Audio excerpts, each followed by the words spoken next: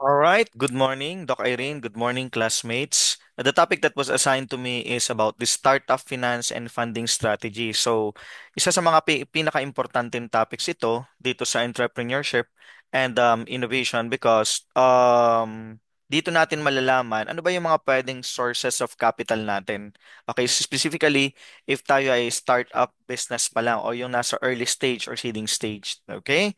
So, for the topic outline, okay, after the discussion, the audience should obtain the understanding about angel investment versus venture capital. So ano bang ibig sabihin nan? First time mo bang marinig ito? So madidiscuss natin dito sa sa presentation natin. Number two, ano ba yung crowdfunding? And also, ano ba yung mga alternative financing options? Number three, what is bootstrapping and lean finance? And then number four, financial modeling and forecasting for startups. And number five, valuation techniques for early stage venture. So lahat ng ito, madidiscuss natin and essential part of a startup business or yung mga early stage business na pwede nating itayo in the future. Okay, let's start. Okay, for the introduction, regarding the ways of obtaining finance for the startup business, lagi kong ginagamit itong basic accounting equation. So the basic accounting equation is asset equals liabilities plus owner's equity. So ano bang ibig sabihin nan? If you are planning to put up a business, basically you will be purchasing properties or assets. Okay? Nakakailanganin mo sa iyong business. So yung pag-purchase ng mga assets regarding your business, it is what you call in finance as investment decision. One of the most important decisions na ginagawa natin sa funding or sa funding or sa financial management is to decide saan natin ilalagay yung pera. Okay? So kung startup business nga, ano yung mga bibili natin? Gaano kadami ang combination ng current at saka ng fixed assets natin. But in this report, okay, another important decision is after we decide kung saan natin ilalagay yung ating pera, okay, ano yung mga bibili nating properties with regard dun sa ating starting business, papasok na yung sinasabi nating financing decision. Ibig sabihin, saan mamanggagaling yung ating capital? Okay? Sa pagtatayo ng ating startup, sa pagtatayo ng ating business. Okay? Pwede siyang manggaling. Okay, number one is pwede tayong mangutang. Specifically, yung mga long-term debt na tinatawag. At ang tawag natin doon sa finance is debt financing. Ibig sabihin, yung mga properties na ibinili natin or yung mga properties na bibili natin will be financed through debt. And always remember na kapag tayo ay nag-obtain ng loan or long-term debt from the lenders, lagi yang may kapalit. Okay? Ang kapalit nito, of course, magbabayad tayo ng interest along with the principal. Okay? Ang tawag po natin doon sa interest is the cost of capital. Kay cost ng pamumuhunan. Ngayon, kung ayaw naman natin ng mangutang, pwede naman tayong maghanap ng mga part owner. Okay, specifically kung corporation yung itatayo natin, pwede tayong maghanap ng mga investors or mga shareholders. Ang tawag natin dun sa finance is equity financing. Okay, so nagmumula yung ating capital from investments or shareholders na ano naman ang kapalit nito? So kung sa debt financing, ang ina-expect is the payment of principal and interest, dito naman sa equity financing, nag-expect of course yung mga shareholders natin ng dividends. And at the same time, kung corporation nga yan, 'di ba? Ina-expect nila na tumaas yung value ng kanilang investments or stocks. Okay, so pwedeng manggaling sa debt financing, pwedeng manggaling sa equity financing. So tandaan po natin yung words na yun kasi madalas natin gagamitin during the presentation. Or of course, pwede naman magkasama. Okay, so pwedeng debt financing, a combination of debt financing and combination of equity financing. Okay? Kung paano man yung capital structure niya, nakadepende na dun sa owner. But basically, the rule of thumb is sana mas malaki yung equity financing versus debt financing. At para po sa mga startup business, okay, rule of thumb din, lalo na kung maliit lang yung itatayo mong business, hindi talaga advisable na heavy ang reliance natin sa debt or sa loan.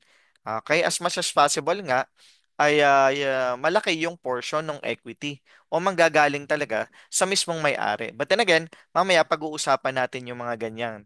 Okay, so ang mahalaga lang na establish natin ngayon na the important decisions that we will be making when putting up a business is the investment decision, ano yung mga ipapurchase natin, and then the financing decision, saan po manggagaling yung capitalization. Okay, ngayon, now that it is already established in our introduction, take a look at this one, okay, yung traditional versus modern financing. So, syempre, kapag tatanungin ko kayo, at maliban sa personal savings or sa sariling pera na pwedeng gastusin ng mga gustong magtayo ng business, basically, kung hindi yun, magre-rely tayo sa loan.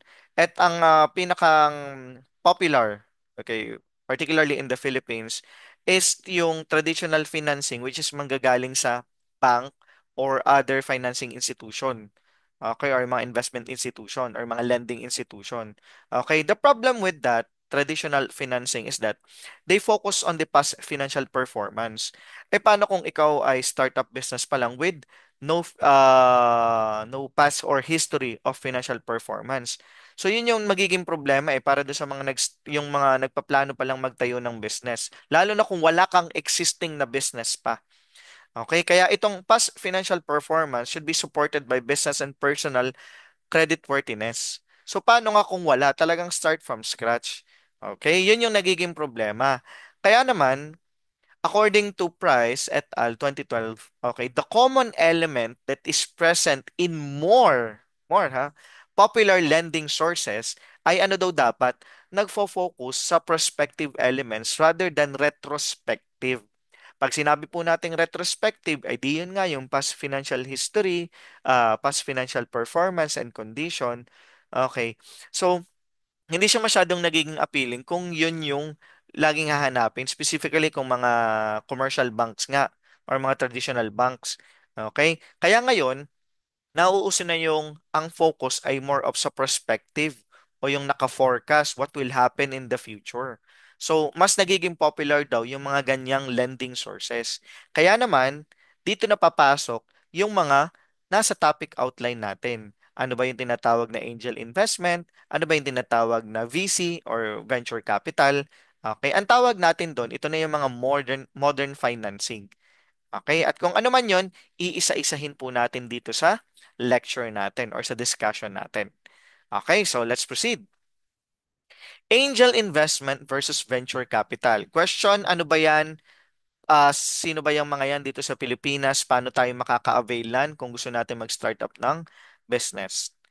Okay, when seeking financing backing from outside source, ask yourself, which is best for my business. Okay, kasi sabi nga natin, yung pagpili kung saan tayo kukuha ng finance, whether it is debt financing, equity financing, a combination of both, and then kung ano man yung method or mga available financing, dapat naka-best pa rin, best fitted pa rin yun. So kung ano yung goal mo.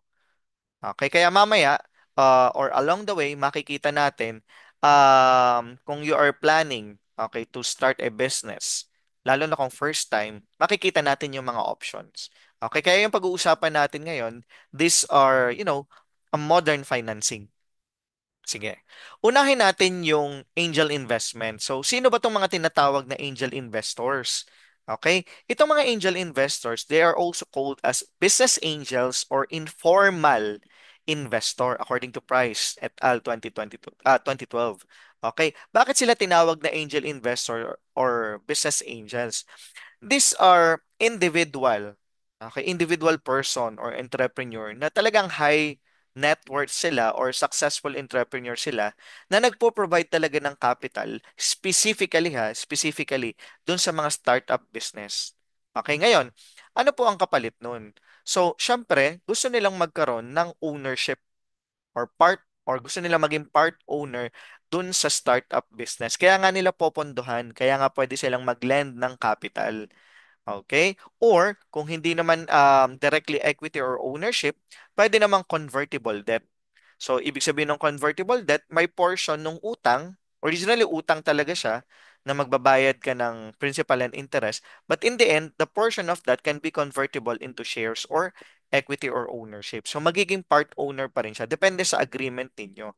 And sabi ko nga, yung mga angel investors, they are focused on the startup business with what? promising future. So, kaya nga kailangan pag naghahanap kung ikaw ay may propose na project, dapat talaga may potential to grow itong business na ito para talagang pahiramin ka nitong mga individual na ito, yung mga angel or business angels na tinatawag. Okay, ngayon, may dalawang point of view kasi itong angel investment. Kasi baka sa atin dito gustong mag-provide ng capital while the other naman is gusto namang mag-obtain ng capital. So, sa point of view ng mga investors, for example, si Sir Jason, ba? Pwede niyang piliin na siya ang magle-lend ng capital. So, ang question is, paano yung process kung gusto niyang maging investor? Okay? At yung isa naman is sa point of view ng entrepreneur. Paano naman si entrepreneur makaka-obtain or makakahanap ng mga angel investors na possible magbigay sa kanila ng capitalization? So, tingnan natin. Okay? Sa Pilipinas, ito yung mga characteristics or key features ng isang angel investment. Number one, normally nag-range yung investment size nito between 500,000 to 5 million. Okay, that's the average. And ang focus nga nito, kagaya ng nasabi natin, is nagfo-focus siya sa um, pre-seed or seed stage startup. Okay? Yung mga nagsisimula pa lang na business. And ang kagandahan dito sa angel investment, merong mentorship na tinatawag. So, ibig sabihin, yung magpo-provide ng capital sa business angel, pwede siyang magbigay okay, or i-train yung po-providean niya ng capital. And also, the networking. Diba? Many angels provide guidance, particularly in the industries they are familiar with. Okay, kaya nga kung ikaw ay entrepreneur and magpipitch ka ng project or ng business proposal, okay, at nagustuhan ni business angel, pwede kanyang i-coach, pwede kanyang i-mentor. Kasi nga, sabi nga natin, these are already successful entrepreneurs, yung mga high-worth individual. Okay? And then, in the Philippines, the common industries funded ay normally mga tech startups, e-commerce, financial technology, and logistics. Okay, ngayon, the question is, yan. So kung investor ka, itatanong mo, how can I be an angel investor kung gusto mong maging angel investor? At ito namang si entrepreneur, where can I find angel investors pag dito sa Pilipinas? So tingnan natin. Yan. Sa Pilipinas po, merong popular group or organization na tinatawag na Manila Angel Investors Network or main.ph. Meron din tayong tinatawag na Angel Investment or Network. Okay, so itong mga potential angel investors can join this organization. So pwedeng mag-sign up doon. Meron doon mga ma-fill out na form, meron mga itatanong sa'yo bago ka maging member ng Manila Angel Investors or main.ph. Okay? Ngayon, sa part naman ni entrepreneur, paano niya ma-identify kung sino itong mga angel investors na to? Pwede siyang mag-visit doon sa Philippine Venture Capital Report na meron tong mga nagpapakita kung sino-sino yung mga angel investors. Or pwede rin siyang mag-join doon sa tinatawag nating PH Startup Week 2024. Kasi dito nagpipitch ng mga potential business yung mga entrepreneurs na looking for funding. Okay, so pag nag-join siya doon, nag-attend siya doon, makikilala niya. Okay? Kasi normally naando naman yung mga angel investors. Makikilala niya kung sino itong mga angel investors na to na potentially pwedeng mag-fund sa kanya in the future. Okay? So, based on the PH statistics, how many are active angel investors? Actually, as of March 2025, napakahirap kasing i-pinpoint kung kung sino-sino or ilan na talaga yung mga angel investors in the Philippines. Kasi nga, private individual ito eh. No? So yung iba, low-key talaga, ayaw nila magpakilala. But according to the main .ph or yung Manila Angel Investors Network, meron silang over 120 members. So medyo madami na rin ano kasi kung di ako nagkakamali, it started nung 2016 and then parang 50 members and then they grow na dito sa 120 members. Okay, so sabi ko nga, if you are planning to become an investor at kumita through ownership or debt financing, kayo ang mag-finance, pwede kayo mag-join dito. And then, para naman dun sa mga gustong mag-start pa lang at looking for funding, okay, they can look for angel investors. Katulad ng mga minention natin kanina. Okay, you join the Startup PH Week. Yan, something like that. Okay? Yan. So, tapos na tayo dun sa angel investment. Sabi nga natin, pwedeng dun sa mga startup business, pwede yung pagmula ng funding. Ngayon, meron pang tinatawag na venture capital or venture capital groups or VCs. Okay? Ngayon, sino naman itong mga VCs at ano yung kinaibahan niya sa mga angel investors? Ang mga VCs, normally, ito ay organization or firm or company. Okay? Hindi siya individual person. Okay? So siya ay group or organization na nag invest or nagfa-fund normally sa mga already operating business na. Unlike yung sa angel investors na nagpopondo talaga sila sa startup, okay, ito, mga existing na talagang business, okay, that are what? Financially stable, okay, and scalable, with scalable business model. So, ibig sabihin, may direction talaga siyang lumaki, may potential talaga siyang lumaki from the regional to global market. Okay, so ganun po itong mga VCs na ito. And unlike other investors, VC only expect return on their investment. So, di ba nabanggit natin kanina sa angel investment, ang gusto nilang normally ang gusto nila magkaroon ng part ownership, 'di ba? Doon sa startup business na 'yon. Dito pwede namang magkaroon ng ownership pero minimal, okay, or little talaga. Ang concern talaga ng mga VCs ay maibalik talaga sa kanila yung pinuhunan nila or finan nila plus of course yung kaakibat no na interest or return on investment on that part yung sa binigay nila. Okay, so ganun po yung pinagkaiba ng mga venture capitalists or VCs. Yan. So again, tingnan ulit natin yung point of view ng investors at saka entrepreneurs. Ano ba yung mga key features ng venture capital? Okay, so ito, mas malaki yung funding eh. Kasi in terms of investment size, normally, nag-average ito between 5 million to 500 million. So, medyo malaki-laki na yon. Okay? And then, dahil nga malaki rin yung funding at saka organization nga ito, medyo ang expectation dito ay 10 times plus ang return within 5 to 7 years ng kanilang pinuhunan. And then, with regards to strategic involvement, normally, VCs take board seats. So, pwede sila maging part, kung corporation ito, pwede sila maging part ng board and provide business guidance. Okay, not necessarily mentoring na katulad ng ginagawa ng mga angel investors, but more of nasa board and part of decision making. Okay? And then the common industries funded, ano po yun? Fintech, health tech, e-commerce, logistics, and agri-tech. Yan. So, again, doon sa point of view ng investor, itatanong niya, as a VC, how can I earn from this? And as an entrepreneur naman, where can I find VCs? Yun yung mga tinatanong niya eh. So kung tayo, mag-startup business tayo, saan natin mahahanap itong mga VCs na to? Unahin natin si potential investors or potential VCs kung gusto niyo maging member. As a VC, how can I earn from this?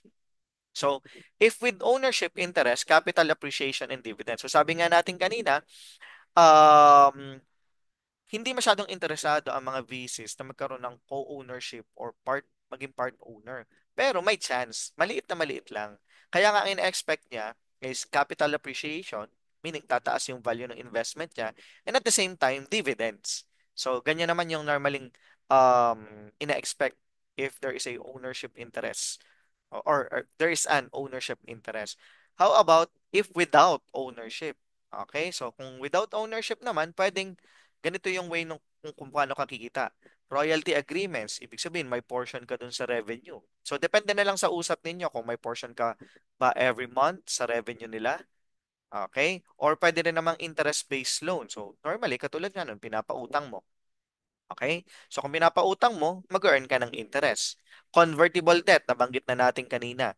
May portion ng pautang mo, like for example, sinasabi nyo dun sa agreement, 10%, mako-convert into part ownership. Okay? Pwede ring advisory fees or commission. So, ganyan yung mga way if you are interested to become part of VC or VC firms, ito yung mga way para ka kumita.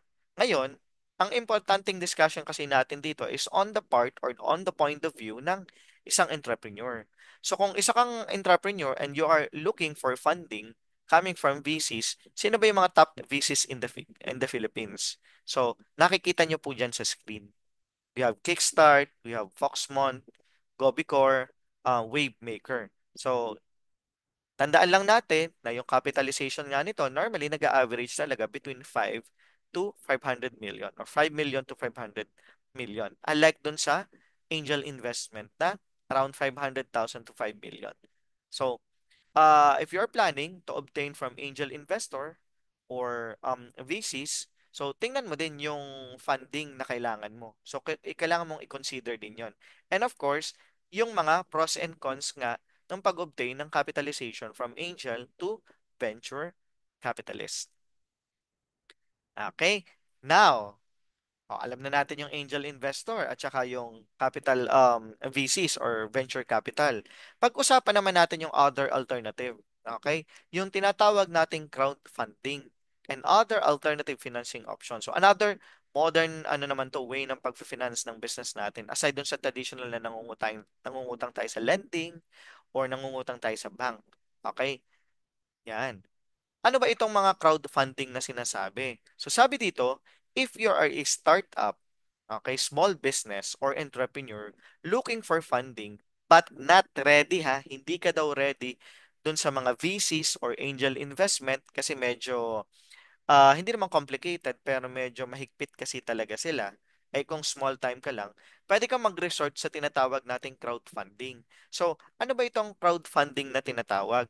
Normally, itong crowdfunding na to, nagre-raise ng puhunan si entrepreneur through collecting small amounts. Okay? Small amounts from large number of people. So, maraming tao, nakikita niyo naman diyan sa photo, 'di ba? Maraming tao, they lend capital in a small amount pero ang dami nga kasi nila. So, nakakapag-raise ka ng capital or capitalization. Okay? But ang maganda dito, typically via online platform. Okay? So it is a way for entrepreneurs. So according to Investopedia, it is a way for entrepreneurs, artists, non-profit individuals to raise funds in their initiative without relying solely on traditional financing method. Yan. So ngayon, sa Pilipinas, normally may apat na klase ng crowdfunding o what we call crowdfunding model. Pwede siyang debt-based, pwedeng equity-based, pwedeng reward, or pwedeng donation. Ano ba yung mga yan, si CJ? Okay, so ipaliwanag natin isa-isa. Yan. So, unahin natin yung debt crowdfunding. So, pwede rin itong tawagin na P2P or peer-to-peer lending. Ngayon, paano ito? Okay, so the usual. Yung mga investors, maglalan sila ng pera sa iyong business na nag-expect of course ng interest. Yan. So, kung ikaw ay entrepreneur, tapos gusto mong mag-obtain ng capitalization from debt crowdfunding, so pwede kang pumunta dito sa mga sikat dito sa Pilipinas. We have the Seed-in, at saka we have the Fundco. Yan yung mga local peer-to-peer lending platform. Okay? So, syempre, kapag yan ang pinuntahan mo, nag-expect ka dyan or magkakaroon ka ng obligation to pay the principal at saka the interest. Kasi nga, pautang yan. Okay? So, ang kagandahan nga nito, sa part naman ng mga investors, okay, maliit lang yung ilalan nilang pera. So, kikita sila ng pera. Okay? Kikita sila ng interest kung magkano man yung amount, siguro naka-proportion kung magkano man yung nilend nila. So, ganun po yung debt crowdfunding. Okay, so isa ito sa mga pwede yung explore if you're planning to obtain capitalization.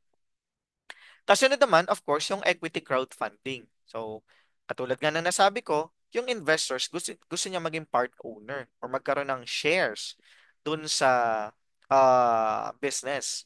Okay? So, syempre, pag ganyan, nag-expect yan ng dividend. Alam na natin yon na discuss na natin kanina. So, sa Pilipinas, ang isa sa mga sikat is yung tinatawag nating Investri, the first SEC registered crowdfunding platform for SMEs, small and medium enterprises, at saka yung tinatawag nating Seed in Philippines. Okay? Connect startups with investors looking for equity deals. So, puntahan mo lang yan. Okay, kung you are looking for funding, And then i-explore mo. Pwede ka mag-sign up. Nandun na rin yung mga requirements. Ano yung mga ipapadala mong pitch video regarding your business, yung yung mga documents na kailangan i-submit. Okay? Next. Meron tayong tinatawag na reward-based crowdfunding naman. So, paano naman ito? Yung mga investors, magbibigay sila sa iyo ng capitalization, di ba, ng capital. Pero ang kapalit niya is a product or service or other rewards. Okay, for example, you are planning to start up a business na gumagawa ng bamboo smartwatch, for example. So, kung merong investor na interested, pwede siyang magbigay ng funding tapos makaka-receive siya, for example, ng exclusive deals o kaya limited edition, yung mga ganon. Depende kung magkano yung kinontribute nila. Okay? Kumbaga familiar ka din sa mga nag-sponsor, di ba? Yung mga gold sponsor, silver sponsor, di ba? May mga amount yun, di ba? So parang ganun din ito. Kung maglalend ka ng ganitong money, ito lang yung pwedeng maging kapalit na product or service. Oh. Yung pinakamababa, for example, shout out sa page or sa YouTube channel. Mga ganon. Okay? So, ganun po yung kapalit, product, service, or rewards. Kaya ang tawag ay reward-based funding. Okay? Sa Philippines, ang mga sikat is the Spark Project at saka Go Get Funding. Yan. So, pwede nyo pong i-explore yan. Last is the donation-based crowdfunding. Ito, talagang philanthropic ito kasi yung mga individual or business ay nagdo-donate sila ng fund without expecting anything. So normally, ito kasi, itong mga entrepreneur na gusto mag-propose ng project dito is for charity purposes talaga. Siguro part ng kanilang corporate social responsibility. So for charity, for community, yan, for personal causes, medical causes, mga ganyan. Kaya yung mga talaga namang may kaya din at gustong tumulong, 'di ba? Pwede silang mag-provide ng funding through donation. Talagang walang ina-expect na kapalit. So sa Pilipinas, ang isa sa mga sikat is GAVA at saka yung Air Funding. Okay? So yung lahat ng na-mention ko na platform, you can explore that, okay? And then alamin yung mga requirements sa point of view kung ikaw ay gustong mag-donate or kung ikaw ay gustong mag-fund, point of view ng investor yon. Kung ikaw naman ay looking for capitalization, you look for the requirements nung how to obtain capitalization. So, 'di ba? Yan. We have angel investment, we have VCs or venture capitalists. Then, nalaman na rin natin yung crowdfunding. May apat na klase dito sa Pilipinas. Now, let's take a look naman yung tinatawag na bootstrapping and lean finance. Okay? Pag bootstrapping ba, paano ba ito? May paliwanag natin. Yan. What is bootstrapping? Bootstrapping a business is the process of growing a company with very limited resources. This means often relying to personal finances to get started instead of investment from venture capital or angel investors o siguro aside din sa crowdfunding na tinatawag. So, isummarize na lang natin. Kapag naandun ka, kapag ang in-employ mo ay bootstrapping, normally ayaw mo talagang mag-obtain ng capital from outside sources. Gusto mo, sarili mo talaga sa iyong manggagaling. Normally, yan yung personal savings mo, or kung employee ka, pinag-ipunan mo, and then yung naipon mo, yun yung ipamumuhunan mo dun sa business. That's the concept of bootstrapping. Okay? Ngayon, pag titingnan natin yung pros and cons nito, pumunta muna tayo doon sa cons. Siyempre, dahil nga ikaw lang ang magpopondo doon sa business mo, malamang maliit yung capitalization nan, 'di ba? At saka personal and financial risk.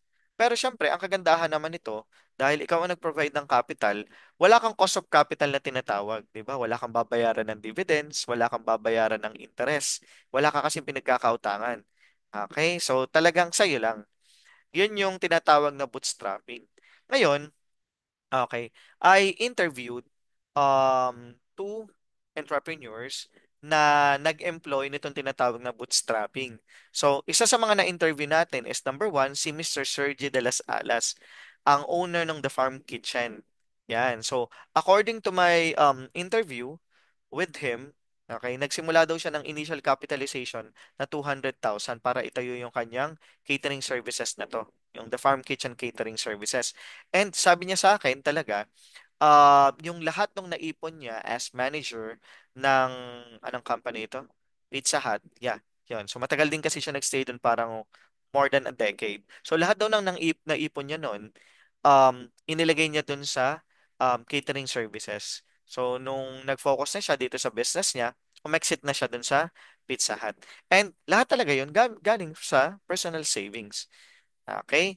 At saka, yun na nga rin, yung bigay na lupa sa kanya nung kanyang magulang, ginamit na rin niya doon. Okay?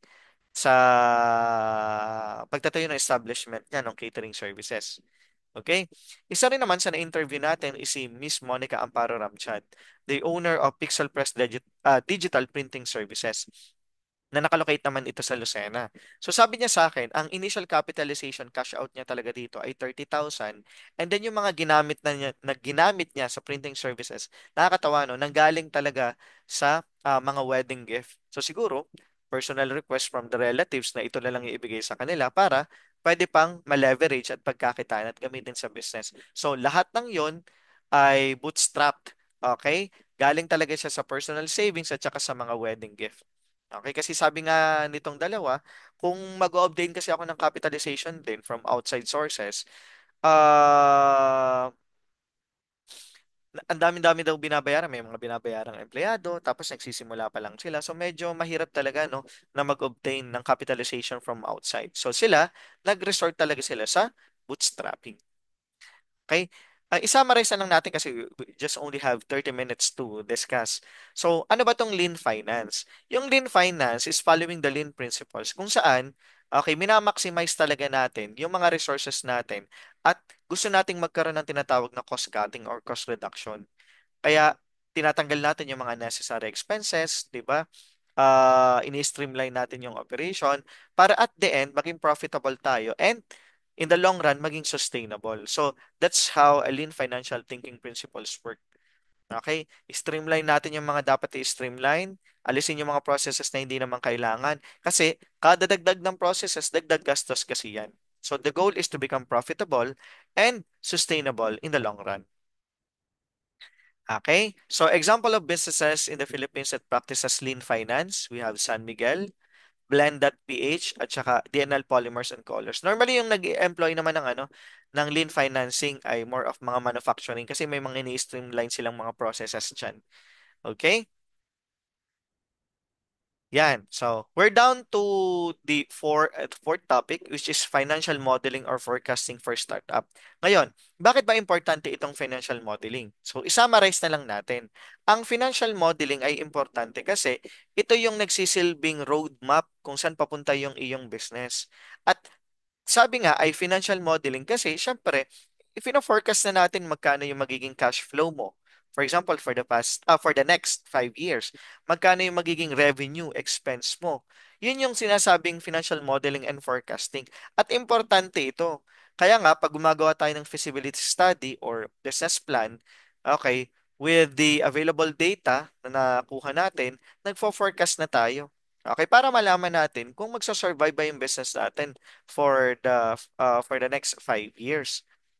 Kaya nga, according to Investopedia, sabi niya, it is a forecast of a company's future financial based on assumption and past performance. Kaya kung wala ka namang previous business, so assumptions na lang, yung mga current na lang, yung mga survey. Yan, nagpapa-survey ka kung magkakaroon ka ba ng customer. Yan. Ngayon, ang gist na lang dito is, bakit ito importante? Siyempre, okay, kung nag-o-obtain ka ng funding, hahanap ka ng angel investor, VCs, ano pa, crowdfunding, kailangan mo ipakita yung financial model mo at paniwalain talaga yung mga magpo-provide na capital na sila kikita dyan at talagang ikaw ay ka-fund. Okay? So, ginagamit din siya sa budgeting and cash flow management, risk analysis, ano pa, performance tracking, yung performance tracking, yung KPIs mo, dapat alam nila yan. Di ba? Okay. Kung paano mo i-measure yung iyong performance sa revenue ba nakabase, sa net income ba. And yung tinatawag na valuation and exit strategy. So, tinitingnan yan ng mga investors kung paano sila exit. Okay? Paano i-value yung business. Ganun po yung gamit no financial modeling. Ngayon, siguro ang maganda na lang dito, i-share na lang natin dito sa presentation Meron bang mga financial modeling powered by AI tapos meron bang mga libre? Okay, kumbaga hindi ka na magpapakahirap compute. Okay, pwedeng gamitin mo na si AI to compute for you. Basta kailangan makuha mo lang yung mga tamang figures at saka yung assumptions, maset mo siya. Okay, ito po yung mga available na pwede nating gamitin. Okay, tingnan nyo na lang sa screen. Hindi ko na babasahin isa-isa kasi we have limited time to discuss. Okay, yan yung mga pwede nating i-explore. Some of that are paid, some of that are free. Okay, but basically, ako may advice ko, gamitin talaga spreadsheet or Excel. Okay, pwede namang may power of AI kasi para makita nyo rin kung paano kino-compute.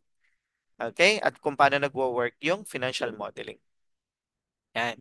Let's take a look naman sa valuation. So, mali yung spelling. So, it should be valuation techniques for early stage venture. Bakit ba mahalaga na binavalue natin yung business natin? Tingnan natin. Okay? Startup use valuation techniques to determine their market worth. Okay? At saka, itong valuation na to, pag ikaw ay mag-obtain ng capitalization, papakita mo talaga to. Okay? Which is essential for various strategic and financial decisions. So katulad nan, nakalagay po dyan to attract investors. Kailangan mo ipakita yung valuation mo, yung market net worth mo. Paano ka makaka-attract ng angel investor, ng VC, o kaya sa crowdfunding? Okay? Kaya importante siya.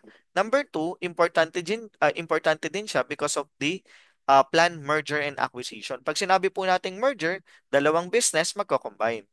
Okay, so I remember nung nagwo-work pa ako noon as an external auditor, we have engagement na tinatawag naming yung sa valuation nga, ang due diligence. Okay, so for example, si Corporation A, i-acquire niya si Corporation B. Minsan kasi si Corporation B, i-overvalue niya talaga yung kanyang worth. Okay, through equity, ino-overvalue na talaga yun. Overvalue ng assets, undervalue ng liabilities. So, kaya kailangan namin pumasok to check kung properly valued ba talaga siya. So, binabayaran kami mga external auditor to check that.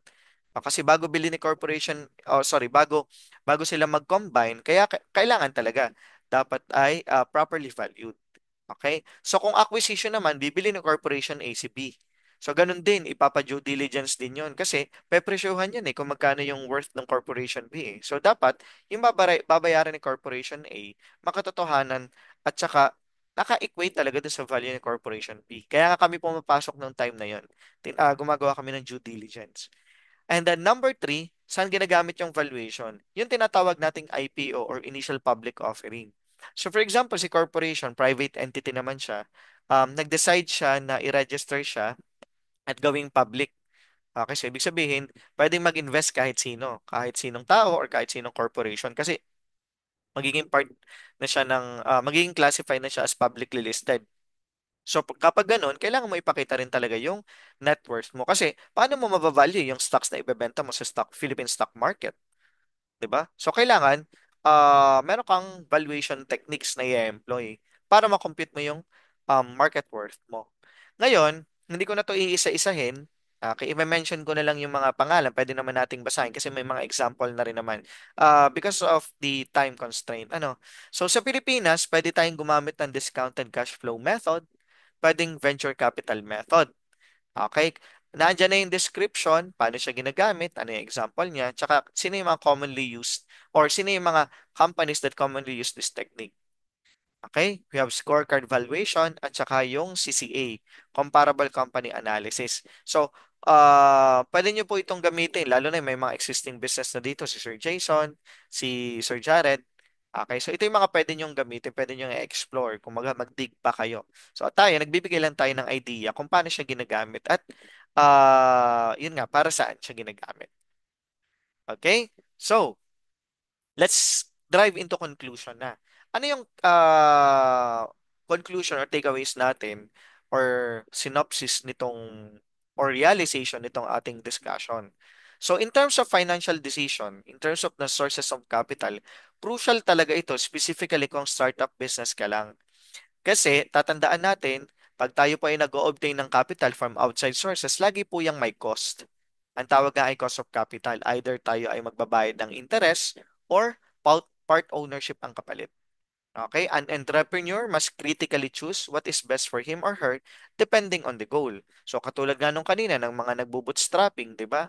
Kasi ayaw nga nilang mag-obtain ng capital from outside. So talagang nag-ipon muna sila, personal savings. So nakadepende po 'yun kung ano ang ating goal, magkano ang capitalization na kailangan natin. Okay, number two, with regards sa financial modeling, it is essential for the business because ito yung nagpapakita ng roadmap eh. Paano yung flow ng revenue, expense at saka yung profitability. And sabi nga natin, kailangan itong financial model kung mag-obtain tayo ng capitalization. Specifically, kung ang hinahanap po natin ay angel investor or mga VCs or venture capitalists. And katulad din ng financial modeling, proper and accurate valuation is crucial for the business for funding purposes, making economic decisions for sustainable growth. Okay, so I hope kahit sa maiksing oras, meron po tayong natutunan at nagbigay ng idea sa atin ano yung mga modern financing na pwede tayong mag-rely in the future kung gusto natin magtayo ng business. Okay? With that, thank you very much for listening. Here are my references. And then for the photos naman, ito po yung mga link na mga ginamit natin, references kung saan ang galing yung mga photos. Again, thank you very much and have a good day.